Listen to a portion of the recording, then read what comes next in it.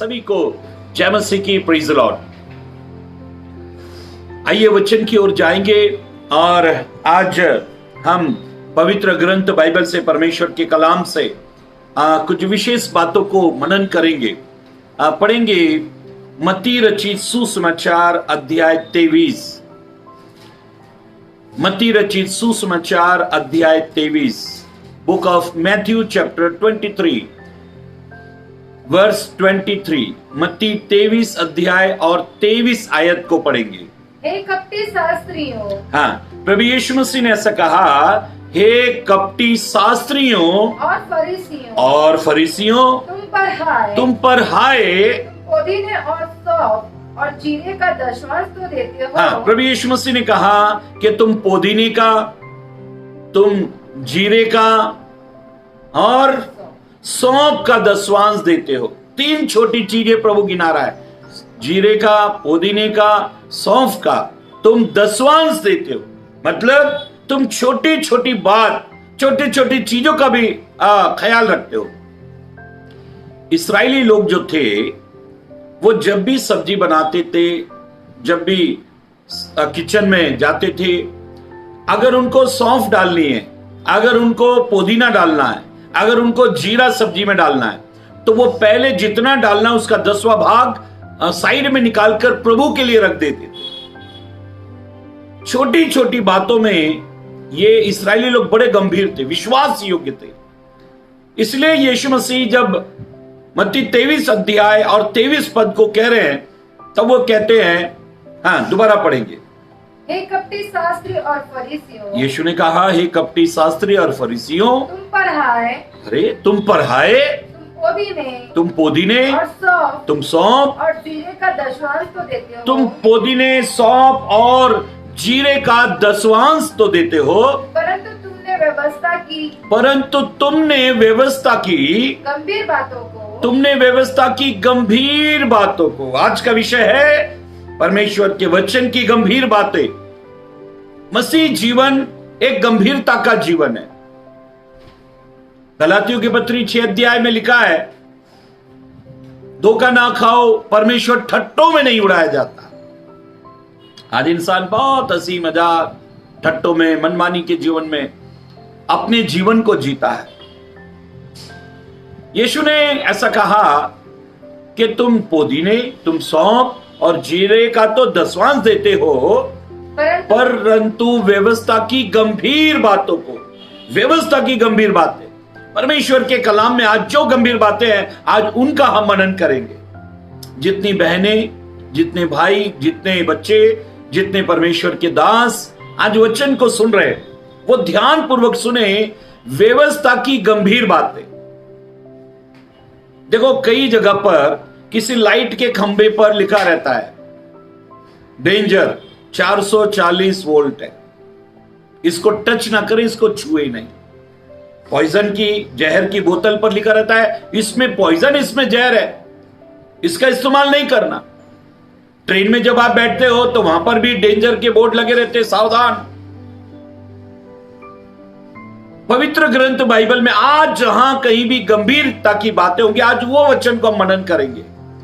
आज का वचन बड़ा इंटरेस्टिंग होगा, बड़ा अद्भुत होगा। इसलिए आप शुरू से अंतिम तक बने रहें और इस वीडियो को ज्यादा से ज्यादा शेयर करें, लोगों को इस वीडियो को लाइक करें और कमेंट्स करें, लोगों तक पहुंचाएं।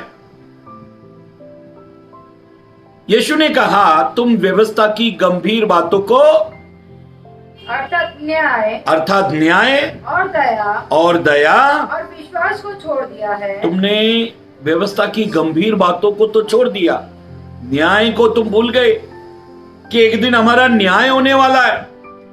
तुम इस बात को तो भूल गए कि हमारा एक दिन न्याय होगा। तुम दया, तुम्हें हर एक पर दया करनी है,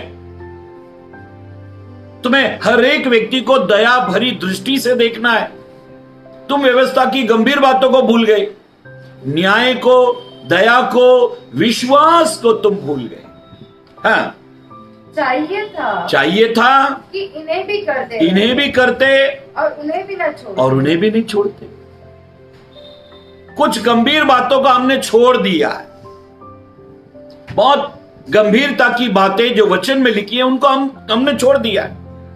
मैंने कई सभाओं में वक्ताओं को, प्रचारकों को, प्रभु के बड़े बड़े सेवकों को देखा है कि व्यवस्था की जो गंभीर बातें, वचन की जो गंभीर बातें, उन्होंने वो छोड़ दी।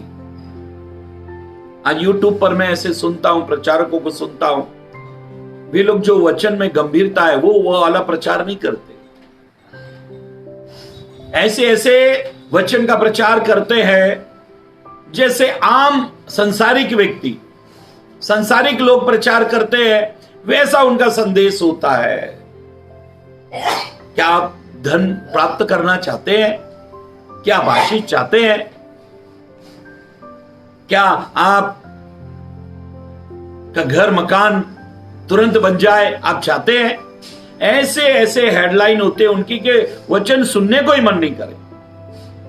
लेकिन आज का विषय है व्यवस्था की गंभीर बातों को तुम भूल गए हो, तुमने छोड़ दिया है।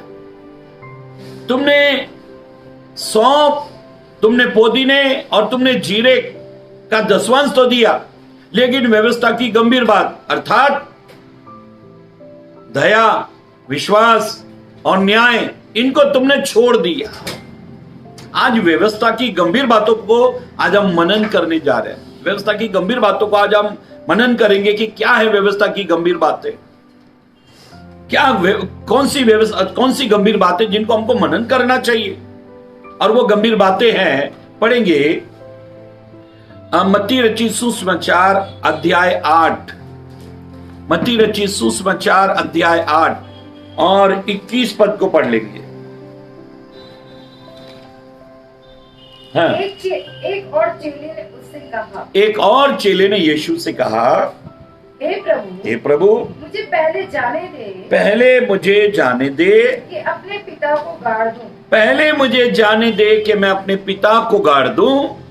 यीशु ने उससे कहा, तू मेरे पीछे हो ले और मुर्दों को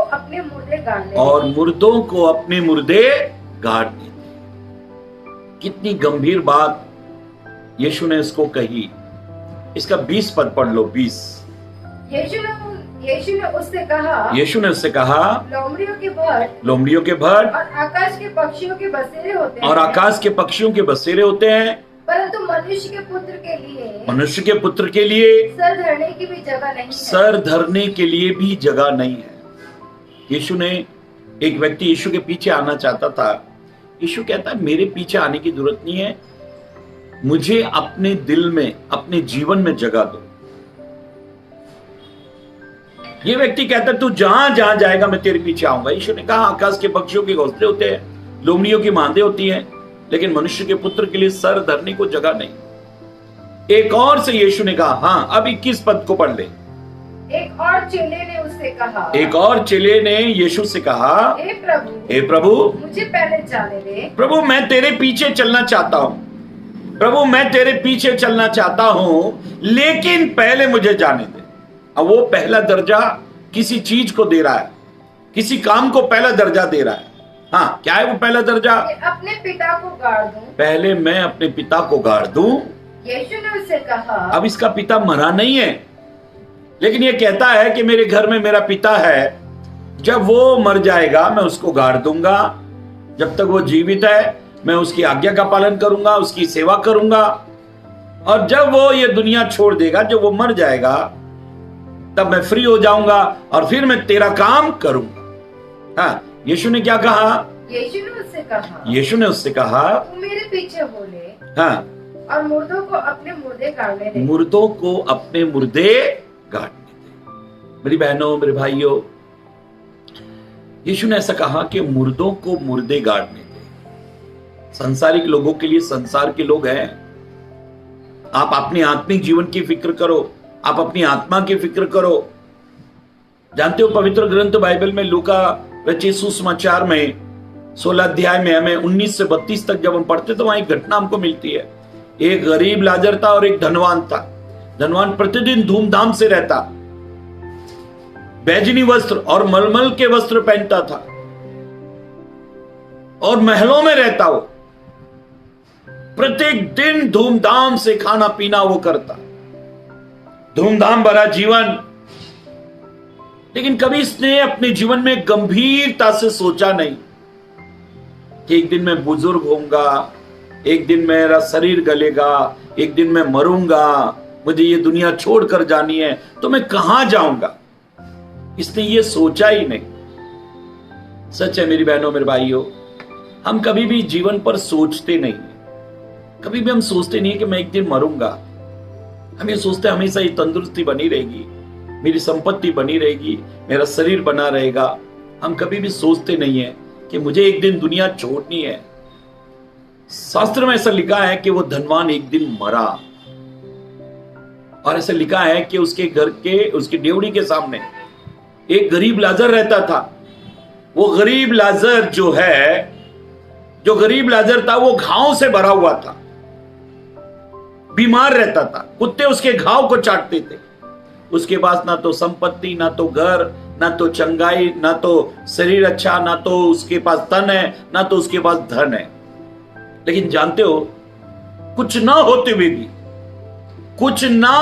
हुए भी उसने अपने जीवन को बड़ी गंभीरता से जिया।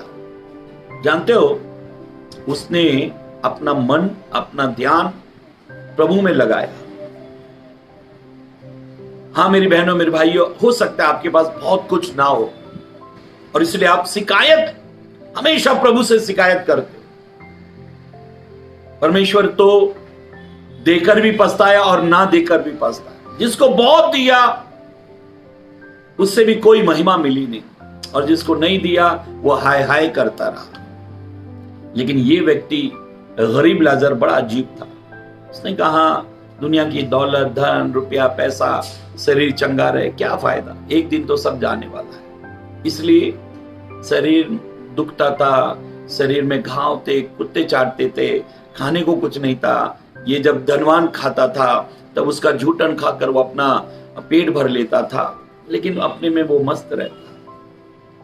मेरी बहनों मेरे भाइयों, परमेश्वर के अभिषिक्तों, पवित्र कलाम, पवित्र वचन में हम ऐसा पढ़ते, एक दिन धनवान मरा और अधोलोक में उसने आंखें खोली। गरीब लाजर मरा, उसे स्वर्गदूत उठाकर ले गए। आप अपने आत्मिक जीवन की चिंता करो, शरीर की चिंता प्रभु खुद करेगा।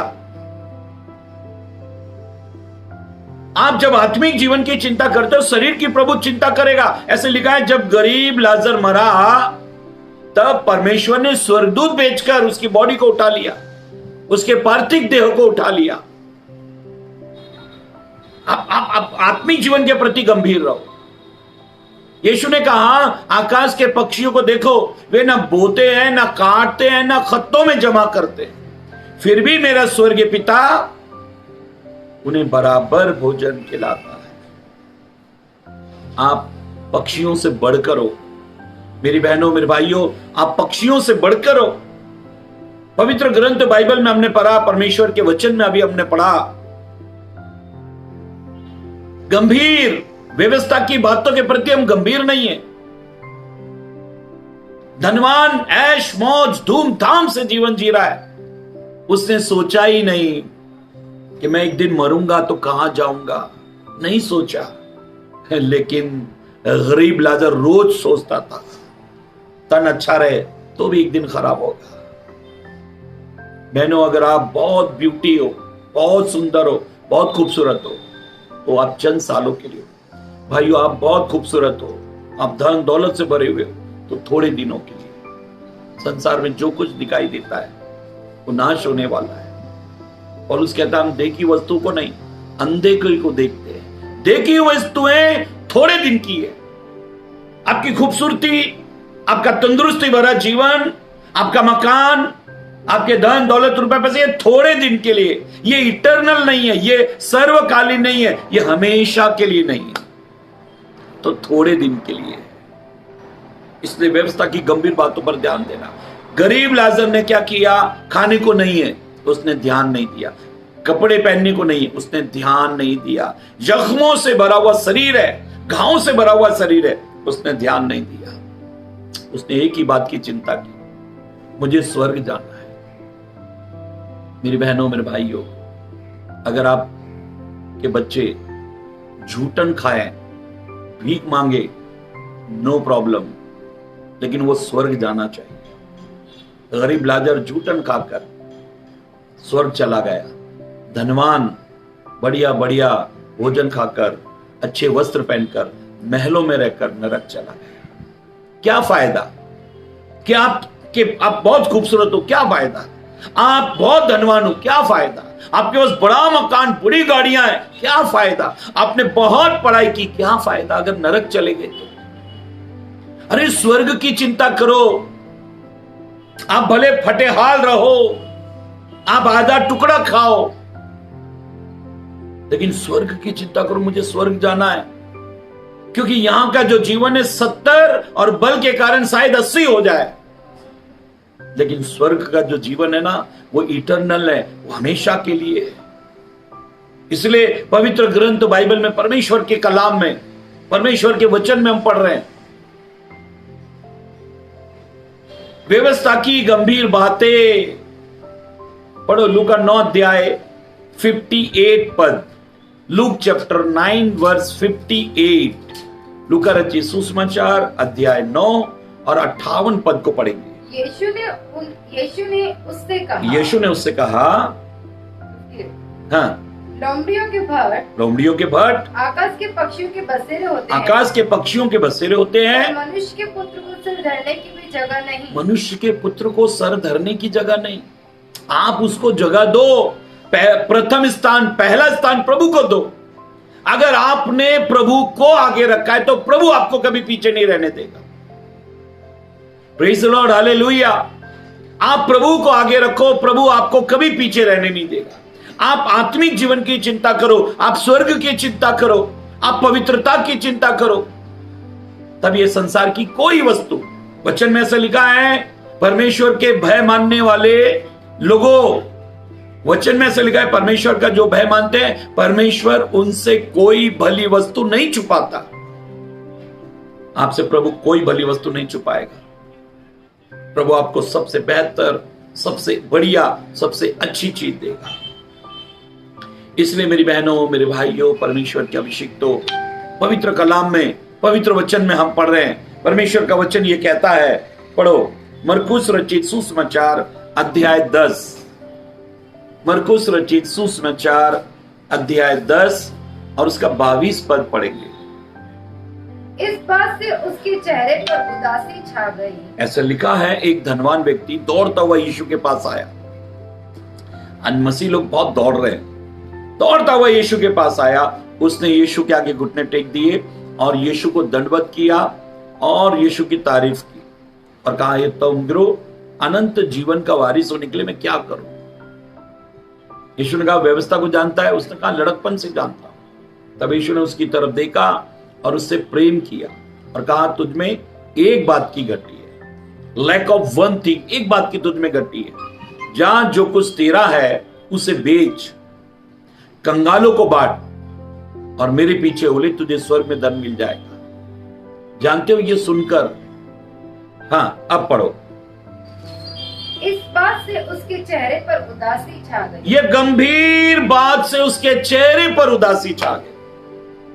अगर यीशु कह देता, आज का कोई पास्टर होता तो बोलता, धनवान है, एक काम करो, तुम भवन बनवा दो, तुम भवन बनवा दो, परमेश्वर का भवन बनवा दो, तुम स्वर्ग चले जाओगे। तुम इतने अनाथों को कपड़े सिलवा दो, अनाथ आश्रम बना दो, विधवा आश्रम बना दो, तुमको स्वर्ग मिल जाएगा। याद रखो, काम दिखाकर परमेश्वर स्वर्ग नहीं देगा, आपका जीवन देखकर आपको स्वर्ग देगा। आपने कितने भी काम अच्छे क्यों ना किए, अगर जीवन ही ठीक नहीं, परमेश्वर चुटकियों में काम करता है। वो अनाथ आश्रम चुटकियों में बना देगा, वो विधवा आश्रम चुटकियों में बना देगा, वो ऐसा आवाज करेगा कि लाखों परमेश्वर के भवन बन जाएंगे।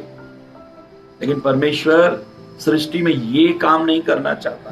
परमेश्वर चाहता है इंसान अपना जीवन बदले। परमेश्वर चाहता है यशा 43 अध्याय में ऐसा कहता है कि मनुष्य को मैंने अपनी महिमा के लिए बनाया है।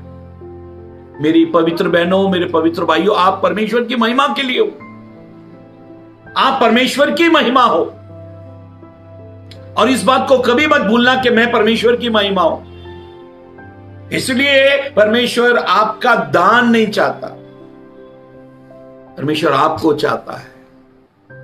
जानते हो, कैन और हाबिल जब परमेश्वर के भवन में भेंट लेकर गए, तब परमेश्वर ने ऐसा लिखा है कि हाबिल को और हाबिल की भेंट को ग्रहण किया, और कैन को परमेश्वर ने ग्रहण नहीं किया। कैन को गुस्सा आ गया। परमेश्वर ने कहा, कैन को कहा, यदि तू भला करे तो तेरी भेंट में ग्रहण कर। जानते हो, कैन की भेंट में कोई गड़बड़ी नहीं थी, कैन में गड़बड़ी थी। कैन ठीक स्वभाव का नहीं था। मेरी बहनों, मेरे भाइयों, आज हर एक गुनहगार व्यक्ति, हर एक पापी व्यक्ति सोचता है कि अगर मैं भवन बनवा दूं, 100 बाइबलें बंटवा दूं, किसी पास्टर को दसवांश दे दूं, एक कन्वेंशन का आयोजन कर दूं, तो मैं स्वर्ग मुझे मिल जाएगा। ये काम परमेश्वर चुटकियों में कर सकता है। कई सेवक लोग सोचते हैं कि अगर मैं ज्यादा सुसमाचार सुनाऊंगा तो प्रभु मुझे स्वर्ग दे देगा। कभी नहीं, क्योंकि परमेश्वर एक आवाज लगाए कि जितने संसार के पापी लोग हैं, मन फिराओ, पश्चाताप करो, बपतिस्मा लो। 1 मिनट में, चुटकी में सब बपतिस्मा ले लेंगे। लेकिन परमेश्वर ने इंसान को कठपुतली नहीं बनाया।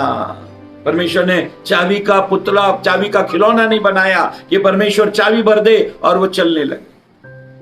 लेकिन परमेश्वर ने इंसान को, संसार के प्रत्येक व्यक्ति को परमेश्वर ने अपनी स्वेच्छा से काम करने का बनाया। आप अपनी मर्जी से, आप जब बाजार में जाते हो तो शराब की दुकान देखते हो, दूध की दुकान देखते हो, आपकी मर्जी है, आप शराब पी लो या आप दूध पी लो, क्योंकि परमेश्वर ने भले और बुरे का ज्ञान आपको दिया है। परमेश्वर ने जानवरों को भी यह ज्ञान दिया है। गधा कभी भी तंबाकू नहीं खाता, बीड़ी नहीं पीता, शराब नहीं पीता, कोई गंदी चीज नहीं खाता। परमेश्वर ने उसको ज्ञान दिया है।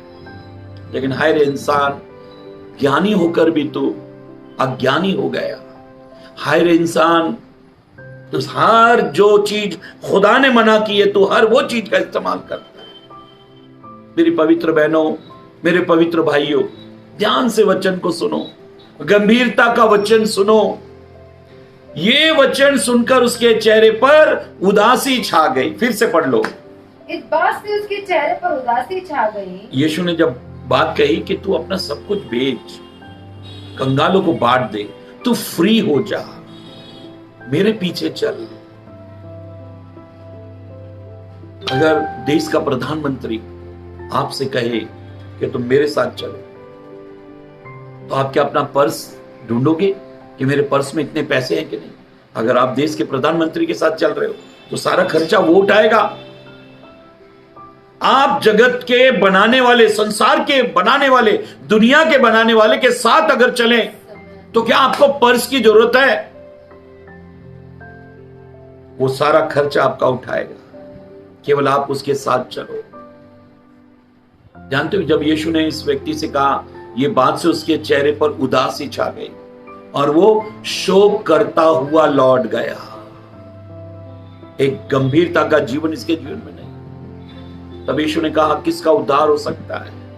धनवान व्यक्ति अपने धन को छोड़ना नहीं चाहता, जबकि यीशु ने कहा, तू मेरे साथ चल, तू मेरे साथ हो ले। लेकिन वो साथ यीशु के जाने को तैयार नहीं। मेरी बहनों, मेरे भाइयों, अगर आपके पास बहुत धन है, नो प्रॉब्लम। पौलुस कहता है, संतोष सहित भक्ति सबसे बड़ी कमाई है। आप संतोष कर लो। क्या अब आगे नहीं चाहिए प्रभु? आप संतोष कर लो। क्या अब आगे नहीं चाहिए? तो आप अपने धन में बने रहो। देखो, प्रभु को आपका धन नहीं, आपका मन चाहिए। और बाइबल ये कहती है, जहां तेरा धन है वहां तेरा मन है। नहीं, तेरा मन है।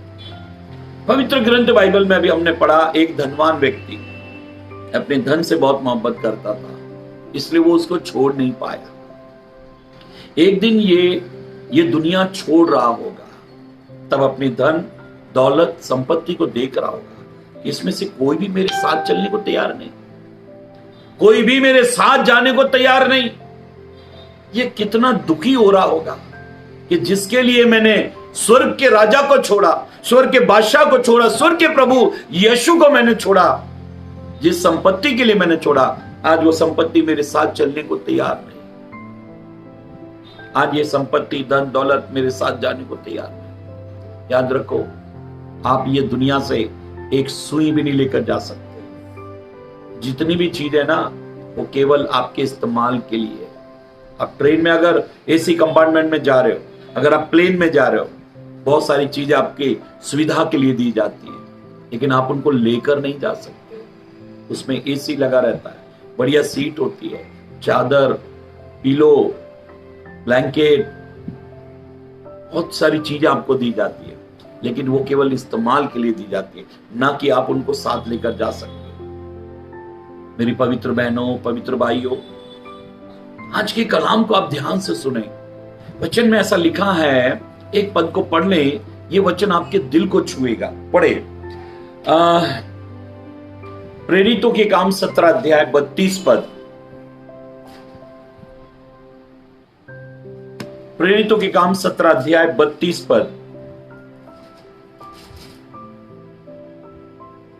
Book of act chapter 17 verse 32। मरे हुओं के पुनरुत्थान की बात सुनकर, मरे हुओं का पुनरुत्थान होगा, मरे हुए एक दिन जी उठेंगे, रिजरेक्शन डे की बातों को पौलुस एंथिस के लोगों को सुना रहा है। हाँ, बात सुनकर कुछ तो ठट्टा करने लगे। कुछ लोग तो मरे वो जी उठेंगे, ये सुनकर कुछ लोग तो ठट्टा करने लगे, और कुछ ने कहा, और कुछ लोगों ने कहा, यह बात हम तुझसे फिर कभी सुनेंगे। ये बात हम तुझसे फिर कभी सुनेंगे। अब ये टाइम नहीं है, फिर कभी सुनेंगे। कौन सी बात? मरे हुओं का पुनरुत्थान। एक इंसान मर जाएगा, कब्र में चला जाएगा, लेकिन जब यीशु बादलों पर आएगा, तुरी फूकी जाएगी, तब जो मसीह में सोए हैं वो कब्रों से बाहर आएंगे। कुछ तो अनंत जीवन के लिए और कुछ अनंत दंड भोगने के लिए। जब पौलुस एंथिस में एक गंभीरता का प्रचार कर रहा था, तो कुछ तो ठट्टा उड़ाने लगे, मजाक उड़ाने लगे, और कुछ लोग कहने लगे, ये वाला विषय हम फिर कभी सुनेंगे। मेरी बहनों, मेरे भाइयों, क्या पुनरुत्थान होगा? क्या मुर्दे जी उठेंगे? पौलुस कहता, अगर मुर्दे जी नहीं उठेंगे, अगर मसीह जी नहीं उठा, तो हमारा प्रचार करना और हमारा विश्वास करना सब व्यर्थ है। आप एक दिन आपका पुनरुत्थान होगा। क्या इस विषय को आप गंभीरता से सुनते हो? आप कौन सा संदेश सुनना चाहते हो? देखो, YouTube पर ज्यादातर ऐसे संदेश हैं कि तकलीफों में, समस्याओं में, बीमारियों में आप कैसे छुटकारा पाएंगे। जानते हो, जिस लाजर को प्रभु ने जिलाया, वो लाजर तो फिर मर गया। प्रभु ने चमत्कार इसलिए किया ताकि हम मन फिराएं और स्वर्ग के लिए तैयार हो जाए। प्रभु मुर्दों को इसलिए जिलाया। प्रभु ने मुर्दों को इसलिए नहीं जिलाया कि वो हमेशा ही जिंदे रहे, लेकिन एक एग्जाम्पल, एक उदाहरण उसने दिया। लाजर को जिलाकर उसने ये प्रमाणित किया कि मैं प्रभु हूं और जो मैं कहता हूं वो सत्य है। इस बात को प्रमाणित करने के लिए, इस बात को साबित करने के लिए यीशु ने ऐसा किया। लेकिन मेरी पवित्र बहनों, मेरे पवित्र भाइयों, क्या आप मिरेकल के पीछे पड़े हुए? क्या आप चमत्कार के पीछे पड़े हुए? क्या आप अपने बैंक बैलेंस को ही बढ़ाना चाहते हो? क्या आप तंदुरुस्ती के पीछे पड़े हुए? क्या आप पत्नी, क्या बच्चे, क्या घर मकान, क्या बिजनेस, क्या आप उसी के पीछे पड़े हुए? जानते हो, लूका रचित सुसमाचार 12 अध्याय में हम पढ़ते हैं, 15 पद में एक व्यक्ति यीशु के पास आया और कहने लगा, मेरे भाई के पास चलकर मेरे पिता की संपत्ति हम दोनों में बांट दे, हम दोनों में हिस्सा करा दे। यीशु ने कहा, किसने मुझे न्यायी ठहराया? क्या मैं ये काम करने के लिए आया हूं कि इसकी इतनी संपत्ति या इसकी इतनी संपत्ति? हे सेवकों, हे पास्टरों, अगर जितने पास्टर मुझे सुन रहे हैं, मैं आपसे कहना चाहता हूं, कोई मैटर अगर ऐसा आपके सामने आता है, एक बड़ा भाई कहता है, छोटा भाई कहता है, हमारी संपत्ति पास्टर साहब आप बंटवारा कर दो, तो आपको सीधा कहना चाहिए, मैं स्वर्ग का प्रचार करता हूं, पृथ्वी का नहीं। किसी को ज्यादा मिल गया, किसको कम मिल गया, क्या फायदा? दोनों एक दिन ये दुनिया छोड़कर जाओगे, दोनों एक दिन ये सब छोड़कर जाओगे। मेरी पवित्र बहनों, पवित्र भाइयों, परमेश्वर के अभिषिक्तों, खुदा का कलाम में हम पढ़ रहे हैं, ये पौलुस एथेंस नगर में है, और जब उसने मुर्दों का पुनरुत्थान होगा, मुर्दे जी उठेंगे, उसका जब प्रचार किया, तो ऐसा लिखा है वचन में, पवित्र कलाम में ऐसा लिखा है कि कुछ तो ठट्टा उड़ाने लगे, क्योंकि वे इसके प्रति गंभीर नहीं है। और कुछ लोग कहने लगे, इस प्रचार को, इस संदेश को हम फिर कभी सुनेंगे, अभी टाइम नहीं है। किस चीज के लिए आपके पास टाइम है? मेरे चर्च में एक परिवार को मैंने पूछा, आप संडे को चर्च क्यों नहीं आए? उन्होंने कहा, पास्टर साहब, हम जरूरी काम से गए थे, हम जो है ना जरूरी काम से गए थे।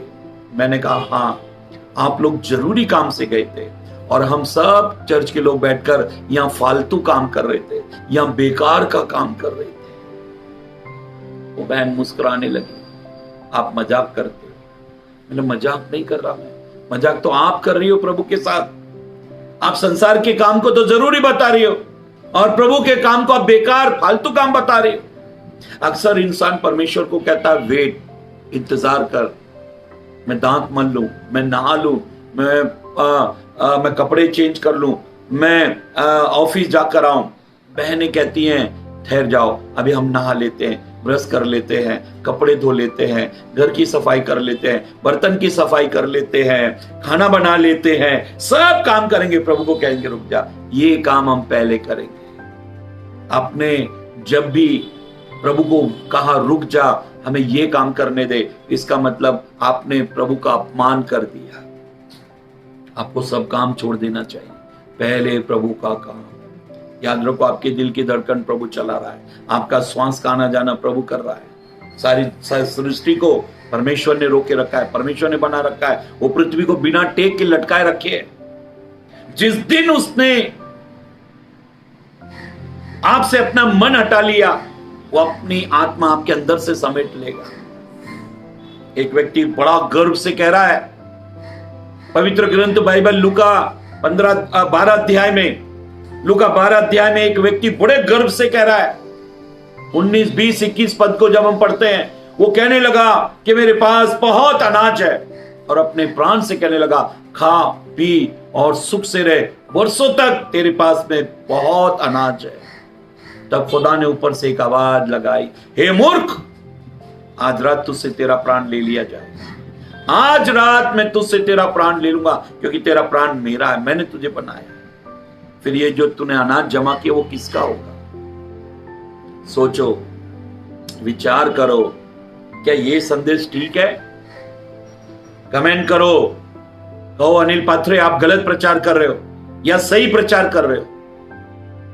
मेरी पवित्र बहनों, पवित्र भाइयों, क्या वचन सुनना चाहते हो? गंभीरता का या संसारिकता का? संसारिकता का प्रचार तो दुनिया फिल्में कर रही है, फिल्में, हजारों फिल्में बन रही हैं। यूट्यूब पर आप देख लो, दुनिया भर के, फेसबुक पर देख लो, व्हाट्सएप पर जो सारे ज्ञानी वहीं बैठे हुए हैं।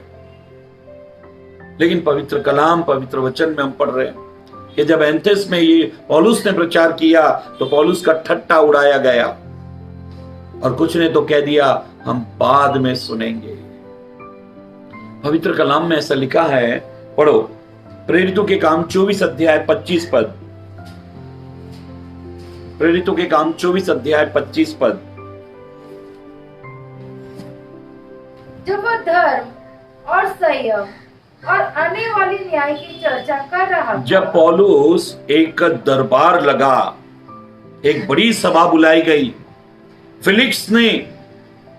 फिलिक्स राजा ने जब एक बड़ी सभा बुलाई, और जब पौलुस उनके बीच में खड़ा है और वो कुछ उपदेश कर रहा है, कुछ चर्चा कर रहा है, 3 बातों पर वो उपदेश कर रहा है या चर्चा कर रहा है। धर्म, संयम और न्याय के बारे में बात कर रहा है। पौलुस 3 विषय के ऊपर बात कर रहा है।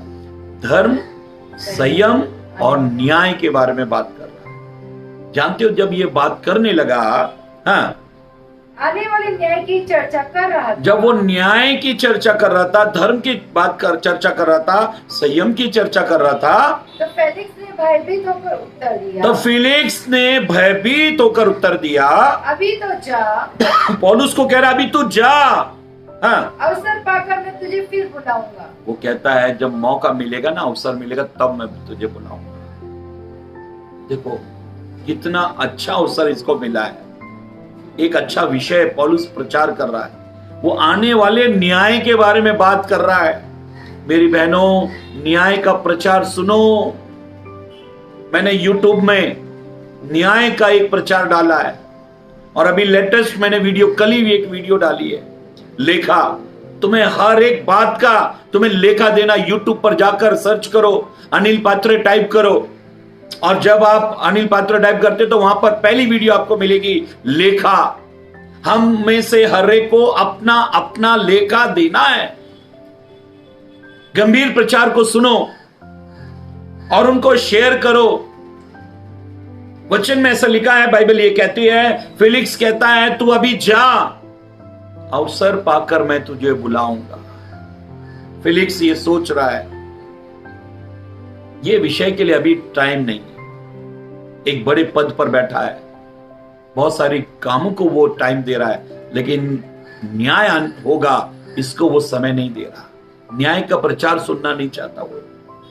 आज सच है, पौलुस ने तीमुथियुस की पत्री में लिखा, लोग अंतिम दिनों में अपने कान की खुजली के कारण अपने मन को जैसे उपदेशक पसंद है वैसे उपदेशक ढूंढ लेंगे। आज आपको जो पसंद है अब वैसे उपदेशक ढूंढ लेते हो। आपको ऐसा प्रचारक चाहिए जो आपके कान की खुजली मिटाए, आपके मन के अनुसार प्रचार करे। लेकिन जानते हो, जब निनवे नगर में परमेश्वर ने योना नबी को प्रचार के लिए भेजा, तब उसको प्रचार देकर भेजा, संदेश देकर भेजा। ऐसा नहीं कहा तू वहां जो तेरे मन में है प्रचार कर, लेकिन उसको एक संदेश दिया। और क्या संदेश था जानते हो आप? कि 40 दिन के बाद ये निनवे शहर उलट दिया जाएगा। ये संदेश देकर उसे भेजा। आज बहुत सारे प्रभु के दास लोग संदेश दे रहे, लेकिन वो संदेश उनके दिमाग की संदेश है, उनके मन के संदेश है, उनके बुद्धि के संदेश है, लेकिन वो संदेश खुदा के संदेश नहीं है, वो संदेश प्रभु के संदेश नहीं है। अगर वो प्रभु के संदेश होते तो लोग पश्चाताप करते, मन फिराते और अपना जीवन प्रभु को देते। जैसा कि योना का प्रचार सुनने के बाद 1,20,000 लोगों ने अपना जीवन प्रभु को दिया। आज संदेश सुनने के बाद में आप अपना जीवन प्रभु को दो। फेलिक्स कहने लगा, अभी तू जा, अवसर पाकर मैं तुझे बुलाऊंगा। वो डर गया, न्याय से डर गया। आने वाले दिनों में न्याय होगा, इस बात से वो भयभीत हो गया। मेरी पवित्र बहनों, पवित्र भाइयों, परमेश्वर के अभिषिक्तों, पवित्र कलाम, पवित्र वचन में इस प्रकार से हम पढ़ रहे हैं। एक आखिरी पद पढ़ेंगे और उसके बाद में हम वचन की ओर जाएंगे। पढ़ें इब्रानी की किताब 12 अध्याय 17 पद। इब्रानी की किताब 12 अध्याय 17 पद। तुम जानते हो कि जब बाद में जब उसने आशीष पानी चाहिए, बाद में जब उसने आशीष पानी चाहिए, एसाव के बारे में लिखा है। एसाव ने जब बाद में आशीष पानी चाहिए तो अयोग्य गिना गया, तो वो अयोग्य गिना गया। अगर आप बाद की सोच रहे हो, अगर आप सोच रहे हो आने वाले दिनों में मैं मन फिराऊंगी या मन फिराऊंगा, आने वाले दिनों में मैं प्रभु को जीवन दूंगा या दूंगी, ऐसे लिखा है। दोबारा इस पद को पढ़ेंगे। तुम जानते हो कि बाद में जब उसने आशीष पानी चाहिए, जब एसाव ने बाद में आशीष पानी चाहिए तो अयोग्य गिना गया, तो वो अयोग्य गिना गया। परमेश्वर ने उसको योग्य नहीं गिना, उसको अयोग्य गिना। और आंसू बहा कर, और एसाव ने आंसू बहा कर खोजने पर भी, आंसू बहा कर परमेश्वर को खोजने पर भी मन फिराव का अवसर उसे न मिला। परमेश्वर ने उसे मन फिराव का अवसर नहीं दिया। अगर आज आपने मौके को छोड़ दिया, अगर आज आपने परमेश्वर के वचन पर ध्यान नहीं दिया, गंभीरता से वचन नहीं सुना, तो अवसर फिर नहीं मिलेगा। मैं अक्सर एक गीत गाता हूं, शायद ये मौका होगा आखिरी, तुझको बुलाए यीशु नासरी, शायद ये मौका होगा आखिरी, तुझको बुलाए यीशु नासरी। शायद ये मौका आखिरी है, तुझको यीशु नासरी बुला रहा है। गंभीरता से मसीह जीवन जियो। परमेश्वर के कलाम को और परमेश्वर को टट्टों में मत उड़ाओ। वचन में हमने पढ़ा, पवित्र कलाम में ऐसा पढ़ा, एसाव को बाद में आंसू बहा बहा कर पश्चाताप करने के बाद भी मौका नहीं मिला, अवसर नहीं मिला। क्या आप सोच रहे हो कि एक दिन मैं मन फिरा लूंगा? मुझे तो पश्चाताप की प्रार्थना आती है, मुझे तो आंसू बहाना आता है, मुझे तो उपवास करना आता है, लेकिन तब परमेश्वर कहेगा टाइम इज ओवर, समय समाप्त हुआ, पश्चाताप का समय समाप्त हुआ, मन फिराने का समय समाप्त हुआ। मेरी बहनों, मेरे भाइयों, वचन में लिखा है जान पूछकर किए गए पाप की फिर कोई क्षमा नहीं। अगर आप जानबूझकर वक्त गवा रहे हो, अगर आप जानते हो फिर भी आप वक्त खराब कर रहे हो, तो कलाम कहता है कि जानबूझकर किए गए पाप की फिर कोई क्षमा नहीं। इसलिए अपना जीवन पूरी रीति से प्रभु को दो, प्रभु के वचन के अनुसार जीवन को जियो। पवित्र कलाम, पवित्र वचन में, पवित्र शास्त्र बाइबल में हम पढ़ रहे हैं, परमेश्वर के वचन में फिरौन ने कहा कौन यहोवा? निर्गमन 8:10 में हम पढ़ते हैं, उसने मूसा से कहा कौन यहोवा? मैं किसी यहोवा को नहीं जानता। आज कई बार हम कह देते कौन यीशु? मैं नहीं जानता। मेरी बहनों, मेरे भाइयों, परमेश्वर के अभिषेक तो अपना जीवन प्रभु को दो, अपने जीवन को प्रभु को हवाले कर दो। जब आप अपना जीवन प्रभु को दे देते हो, जब आप वक्त की नजाकत को समझते हो और वचन के आगे अपना समर्पण कर देते हो, प्रभु सही समय पर आपके जीवन को छुएगा, आपके अंदर बदलाव लाएगा, आपके मन को बदल देगा, आपके जीवन में अद्भुत काम करेगा। गंभीरता का संदेश ये है। आज आपने सुना, यीशु ने ऐसे कहा, हे शास्त्री, हे फरीसियों, तुम पर हाय, तुम पुदीने, तुम सौंफ और तुम जीरे का दसवांश देते हो, लेकिन व्यवस्था की गंभीर बातों को तुम भूल जाते हो, गंभीर बातों को छोड़ देते हो। दया, विश्वास और न्याय, इसे याद रखो। अगर आप गंभीरता का मसीह जीवन जी रहे हो, परमेश्वर के वचन को गंभीरता से लेते हो, प्रभु को गंभीरता से लेते हो, तो प्रभु आपके जीवन में